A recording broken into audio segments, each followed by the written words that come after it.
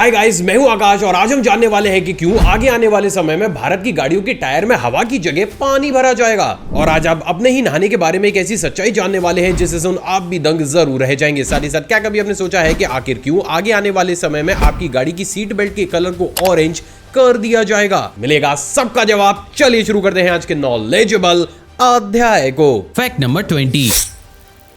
इस पूरी दुनिया में जितनी भी कंट्रीज मौजूद हैं, उनकी ट्रेन जब भी कोयले को एक जगह से दूसरी जगह ट्रांसपोर्ट करती हैं, तो उनमें कुछ इस तरीके से ऊपर से खुले हुए वैगन्स का इस्तेमाल किया जाता है। लेकिन क्या आपको पता है कि बहुत ही जल्द हमारी इंडियन रेलवेज इसे बैन करने वाली है। असल में जब भी कोयले को वैगन में भरकर एक जगह से दूसरी जगह ले जाया जाता है, तो वो कोयला आपस में घिसने लगता है, जिसकी वजह से एक टाइम के बाद वो कोयला डस्ट बन जाता है। और ये डस्ट ऐसे ही हवा में उड़ जाती है, जो कि ना सिर्फ हमारी इंडियन रेलवेज को घाटा देती है, बल्कि हमारे एनवायरमेंट के लिए भी बिल्कुल भी सही नहीं होती। और इसलिए पूरी दुनिया में सबसे पहली बार इंडियन रेलवेज कोयले को कवर्ड वैगन में ले जाने के नियम को निकालने के बारे में सोच रही है। और अगर ऐसा हो जाता है तो नो डाउट एक बार फिर से पूरी दुनिया के सामने हम एक और मिसाल को जरूर बना देंगे। Fact number 19।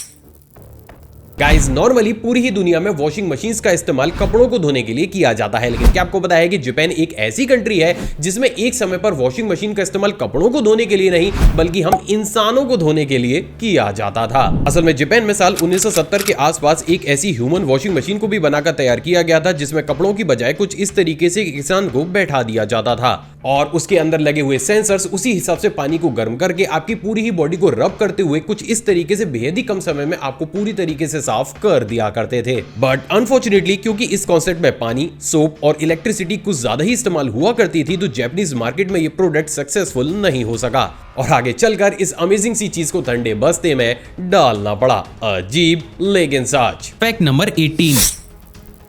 गाइस, बचपन से ही हमें यह बताया जाता है कि हमारे लिए डेली नहाना काफी ज्यादा इंपॉर्टेंट होता है। लेकिन क्या कभी आपने इसकी प्रैक्टिकल रीजन को अपनी आंखों से देखा है? नहीं? तो आज मैं आपको कुछ ऐसा दिखाने वाला हूं जिससे बात क्लियर हो जाएगी कि एक्चुअली में हमें डेली क्यों नहाना चाहिए। असल में अभी आपकी स्क्रीन पर एक ऐसे टॉवल की माइक्रोस्कोपिक वीडियो दिख रही है, जिसे नहाने के बाद बॉडी को ड्राई करते ही माइक्रोस्कोप के नीचे लाया गया है। और इस वीडियो क्लिप में आप बेहद साफ तौर से ये देख सकते हैं कि कैसे नहाने के बाद ये टॉवल कितने बड़े अमाउंट में बैक्टीरिया और यहाँ तक कि छोटे छोटे वर्म्स को भी हमारी बॉडी के ऊपर से चिपका कर अपने साथ ले आता है। और इसलिए अगर आप डेली नहाना अवॉइड करते हैं, तो इतनी ही बड़ी क्वांटिटी में बैक्टीरियाज और वर्म्स आपकी बॉडी के ऊपर बढ़ते हुए चले जाते हैं and after a certain time period आप बीमार होना शुरू हो जाते हैं। तो गाइस, अब बिल्कुल ऑनेस्ट होकर कौन कौन डेली नहाता है, नीचे कमेंट सेक्शन में कमेंट करके अपने आकाश भाई को बताइएगा जरूर, क्योंकि हर एक के कमेंट को मैं जरूर पढ़ता हूं। Fact number 17। गाइस, क्या आपको पता है कि अब हमारे देश भारत में भी जापान की तरह एआई कैफेज बहुत जल्दी खोलने जा रहे हैं। असल में ये एक जापानीज एआई टेक्नोलॉजी है, जिसके थ्रू बड़ी बड़ी कैफे हाउस कंपनीज बेहद ही आसानी से पता लगा लेती हैं कि किस एम्प्लॉय ने एक दिन में कितना काम किया है, साथ ही साथ कौन सा कस्टमर कैफे में कितनी देर बैठा है। और इन सभी डेटा को कलेक्ट करने के बाद उसी हिसाब से किस कस्टमर से कितने पैसों को लेना है, इसके साथ साथ एम्प्लॉयज की सैलरी को भी डिसाइड कर दिया जाता है। अमेजिंग बात यह है दोस्तों कि इस चीज के ऊपर बेंगलोर के अब बहुत से स्टार्टअप भी काम कर रहे हैं। और अगर सब कुछ सही चलता रहा तो बहुत ही जल्द अब आपको आपके देश में भी कुछ इसी तरीके के एआई पावर्ड कैफेज देखने को बहुत ही जल्द मिलने वाले हैं। Fact number 16। गाइस, नॉर्मली जब भी एक कंपनी किसी भी एम्प्लॉय को हायर करती है, तो वो उससे ज्यादा काम निकलवाती है। लेकिन आप ये जानकर दंग रह जाएंगे, लेकिन गूगल एक ऐसी कंपनी है जो कि लोगों को काम ना करने के लिए हायर करती है। असल में भी हाल ही में कुछ लोगों के लीक हुए इंटरव्यू के अनुसार गूगल उन्हें हर साल लगभग 1.5 करोड़ रुपए की सैलरी सिर्फ इसलिए देता है ताकि वो ना ही गूगल और ना ही किसी दूसरी कंपनी में जाकर काम करें। और ऐसा सिर्फ इसलिए है दोस्तों क्योंकि गूगल को कहीं ना कहीं ये डर है कि अगर बड़े बड़े इंजीनियर्स उनकी राइवल कंपनीज के पास जाकर उनसे जुड़ गए, तो कहीं ना कहीं यही सभी लोग गूगल के लिए आगे चलकर एक बहुत बड़े कंपटीशन को खड़ा कर देंगे, जिसके चलते हुए गूगल को जिस भी इंजीनियर या फिर इंसान से डर लगता है, वो उसे करोड़ों रुपए देकर काम ना करने के एक कॉन्ट्रैक्ट पर साइन करा लेता है। एंड एज अ रिजल्ट उस शख्स को सिर्फ काम ना करने के लिए ही करोड़ों रुपए हर महीने मिलते रहते हैं। Wow. Fact number 15। Guys, normally किसी भी ऑफिस, स्कूल या फिर कॉलोनी में भी अगर 3-4 लोगों का एक ही नाम होता है, तो उस चीज के पीछे हमें काफी बड़ा कंफ्यूजन हो जाता है। लेकिन क्या आपको पता है कि हमारे देश भारत में एक ऐसा विलेज भी मौजूद है जहां पर मौजूद हर एक शख्स का एक ही नाम है। असल में गाइस मैं बात कर रहा हूं तमिलनाडु के थेनी टाउन के पास मौजूद एक विलेज की, जहां की एक परंपरा के अनुसार इस गांव में मौजूद हर एक पुरुष का नाम पूर्विक जबकि महिला का नाम आतिका ही हो सकता है। और ऐसा सिर्फ और सिर्फ इसलिए है दोस्तों क्योंकि इन लोगों का यह मानना है कि अगर इन्होंने इन दोनों ही नामों के अलावा कोई भी तीसरा नाम किसी भी महिला या फिर पुरुष को दे दिया तो ईश्वर का प्रकोप इस गांव के ऊपर जरूर बरसेगा। और इसलिए इस गांव में एक अजीब सा कंफ्यूजन हर वक्त ही क्रिएट रहता है। Unbelievable but true. Fact number 14।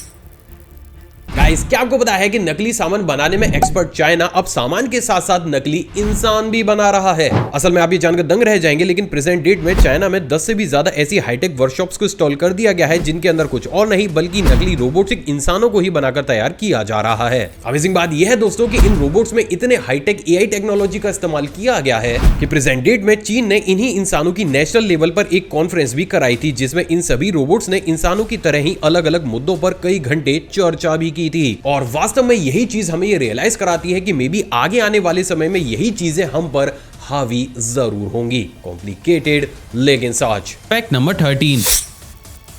Guys जैसे कि हम सभी जानते हैं कि प्रेजेंट डेट में अगर हमें किसी भी प्रोजेक्ट या फिर हम इंसानों को भी स्पेस में जाना होता है तो उसके लिए हम रॉकेट्स का इस्तेमाल करते हैं। लेकिन क्या आपको पता है कि इनिशियल स्टेज पर इन रॉकेट्स का इस्तेमाल हम इंसान या हमारे प्रोजेक्ट्स को स्पेस में ले जाने के लिए नहीं बल्कि लेटर्स को एक कंट्री से दूसरे कंट्री ले जाने के लिए किया गया था। असल में शुरुआती दौर में जब एयरप्लेन्स की स्पीड काफी ज्यादा स्लो हुआ करती थी तब काफी ज्यादा इंपॉर्टेंट लेटर्स और इक्विपमेंट्स को एक देश से बेहद ही कम समय में दूसरे देश तक पहुंचाने के लिए कुछ इस तरीके के रॉकेट्स का इन्वेंशन किया गया था। लेकिन क्योंकि ये टेक्नोलॉजी अपने समय के हिसाब से काफी ज्यादा एडवांस थी तो आगे चलकर बहुत से रिसर्चर्स ने इसी कॉन्सेप्ट का इस्तेमाल करते हुए चीजों और लोगों को स्पेस में भेजना शुरू कर दिया। तो टेक्निकली आप ये कह सकते हैं कि प्रेजेंट डेट में आप जितने भी स्पेस रॉकेट्स को देखते हैं एक्चुअली में उनका ओरिजिन सिर्फ और सिर्फ लेटर्स को एक कंट्री से दूसरे कंट्री ले जाने के लिए किया गया था। Fact number 12। गाइस क्या आपको पता है कि पोलैंड एक ऐसी कंट्री है जहां के इंसान कभी भी आपको ना ही हंसते हुए और ना ही मुस्कुराते हुए नजर आएंगे।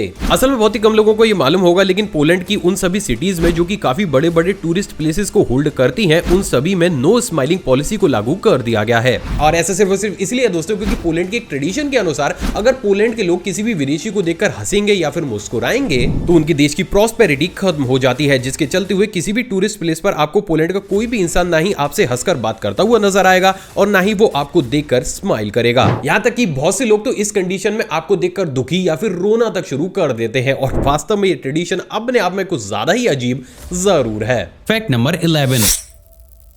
गाइस कहा यह जाता है कि जब किस्मत आप पर मेहरबान होती है तो आप पर पैसों की बारिश कहीं से भी हो सकती है और ये फैक्ट उसी कहावत का एक जीता जागता एग्जांपल है। असल में भी आपकी स्क्रीन पर आपको जो पेपर दिख रहा है एक्चुअली में स्टीव जॉब्स के द्वारा एप्पल 1 के लिए हाथों से लिखा हुआ एक एडवर्टाइजमेंट है जिसमें जॉब्स ने अपने कंप्यूटर्स के फीचर को लिखा था। लेकिन आप भी जानकर दंग रह जाएंगे लेकिन साल 1976 में लिखे हुए इस एडवर्टाइजमेंट को अभी हाल ही में एक नीलामी के दौरान इंडियन करेंसी के हिसाब से लगभग 1.4 करोड़ रुपए में बेचा गया है। और वास्तव में ये एक परफेक्ट एग्जांपल है जिसे देखकर हमें यह समझ में आता है कि जब इंसान पर किस्मत मेहरबान होती है तो वो कंगाल कभी भी नहीं रह सकता।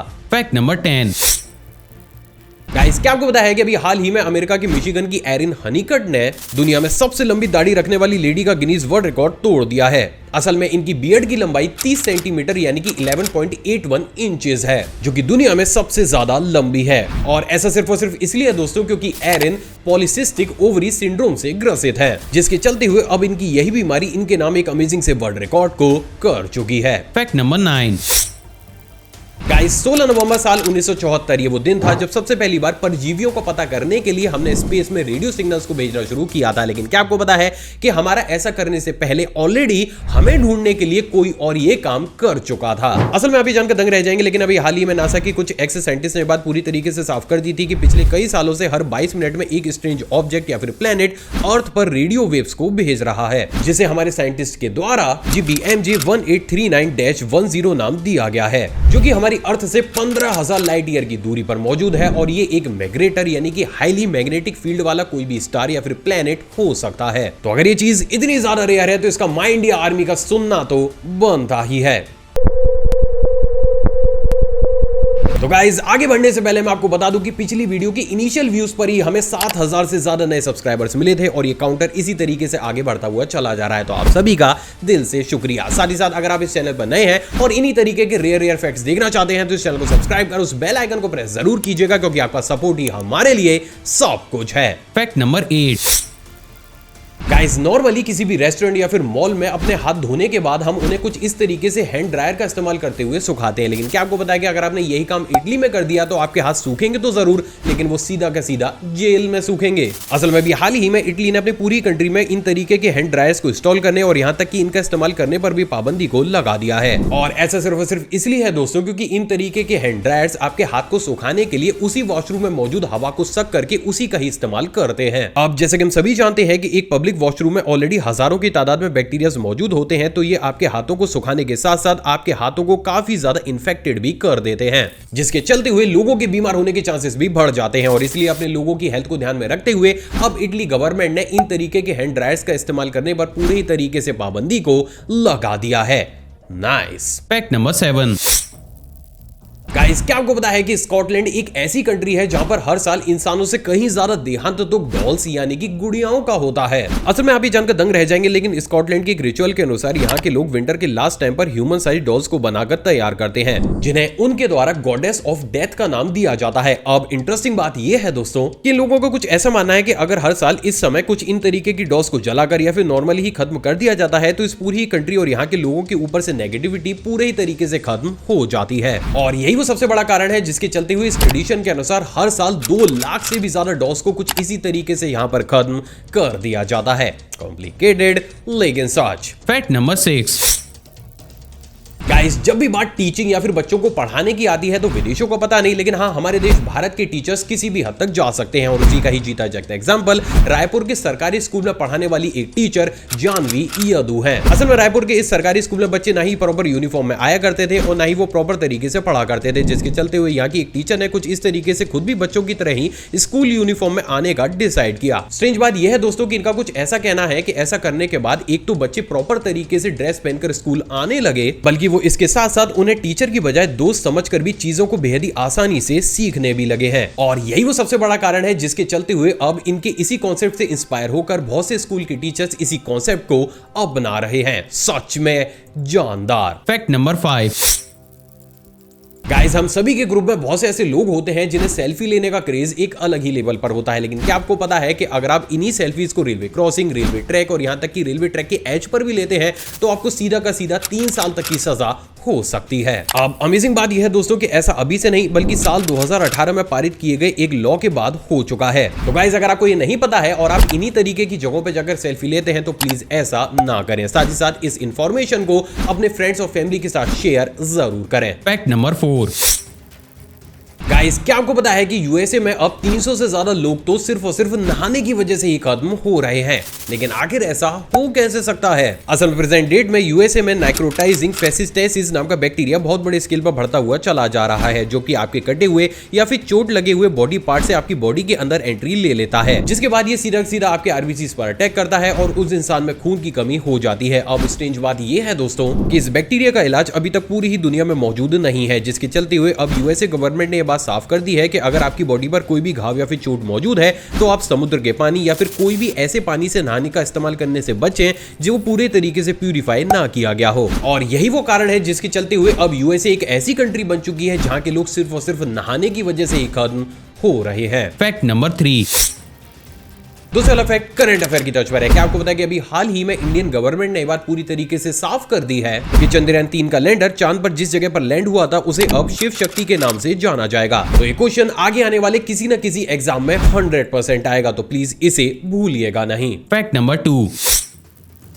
आखिर क्यों आगे आने वाले समय में आपकी गाड़ी के सीट बेल्ट के कलर को ऑरेंज कर दिया जाएगा? असल में गाइस जैसे कि हम सभी जानते हैं कि शुरुआती दौर से लेकर आज तक जितनी भी गाड़ियां मौजूद हैं उन सभी में सीट बेल्ट का कलर सिर्फ और सिर्फ ब्लैक ही होता है, लेकिन क्या आपको पता है कि आगे आने वाले समय में यही ट्रेडिशन बहुत ही जल्द टूटने वाला है, या यूं कहूं कि ऑलरेडी बहुत सी कंट्रीज में तो टूट भी चुका है।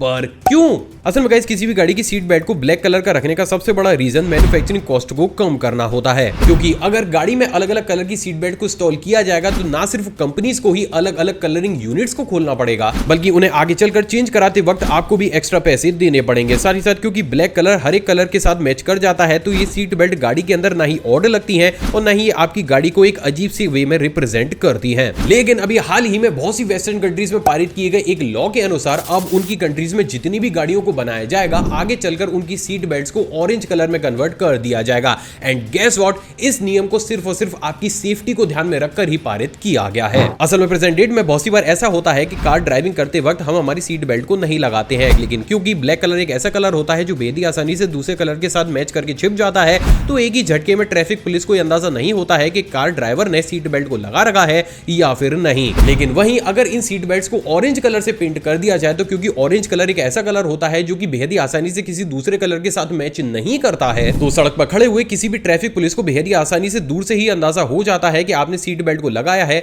या फिर नहीं। और यही वो सबसे बड़ा कारण है जिसके चलते हुए अब लोगों को ज्यादा से ज्यादा सीट बेल्ट लगाने के लिए इंस्पायर करने के लिए एक ऐसे नियम को लगा दिया गया है, जिसके चलते हुए बहुत सी वेस्टर्न कंट्रीज में अब सीट बेल्ट के कलर को ब्लैक की जगह ऑरेंज कलर से पेंट किया जा रहा है। सच में लाजवाब। Fact number 1।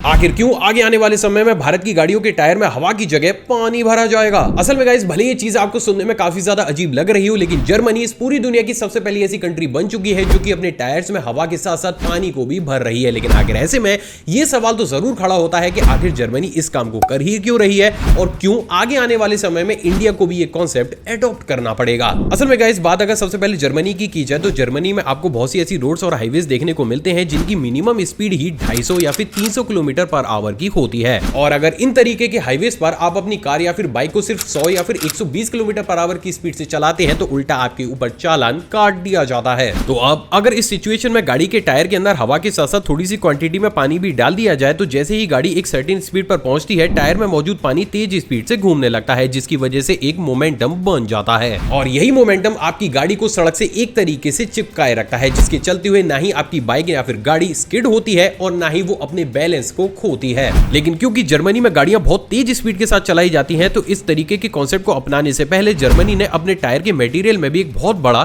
चेंज किया था। तो वहीं दोस्तों अब बात अगर इंडिया की जाए तो इंडिया में भी एक अलग तरीके से लेकिन इसी कॉन्सेप्ट को फॉलो किया जाता है, जहां पर बहुत से लोग अपने ट्रैक्टर के पिछले टायर में हवा की जगह पानी को भर देते हैं। साथ ही साथ अब जैसे कि हम सभी जानते हैं कि कैसे इंडिया रोड कंस्ट्रक्शन के मामले में पूरी दुनिया को पीछे छोड़ता हुआ चला जा रहा है, तो नो डाउट आगे आने वाले 4 से 5 सालों के अंदर हमारे देश में भी कुछ ऐसे सेलेक्टेड सुपर हाईवेज को बना दिया जाएगा जहां पर मिनिमम स्पीड ही 200 या फिर 250 किलोमीटर पर आवर की होगी। और इसलिए यहां पर भी ये चांसेस बहुत बड़े स्केल पर जनरेट होते हैं कि अगर इन तरीके के सुपर हाईवेज को बना दिया जाए तो जैसे ही आप अपनी गाड़ी इन तरीके के सुपर हाईवेज पर लेकर जाएं तो आपकी गाड़ी के टायर में कुछ परसेंटेज में हवा के साथ साथ पानी भी डाल दिया जाए, जबकि इन तरीके के सुपर एक्सप्रेसवे से उतरने से पहले उसी पानी को सक करके वापस से टायर्स में निकाल लिया जाए। हालांकि इंडिया में भी इस कॉन्सेप्ट को अपनाने से पहले टायर मैन्युफैक्चरिंग कंपनीज को अपने मटेरियल में एक बहुत बड़ा चेंज करना होगा। लेकिन ये बात तो पूरी तरीके से साफ है कि अगर हम रोड के मामले में इतना ज्यादा हाईटेक हो जाते हैं तो ये सारी ही चीजें सेकेंडरी हैं और इन्हें बेहद ही आसानी से किया जा सकता है। सो फाइनली अब आप ये भी जानते हैं कि क्यों आगे आने वाले समय में जर्मनी की तरह ही इंडिया की भी बहुत सी गाड़ियों में हवा के साथ साथ पानी को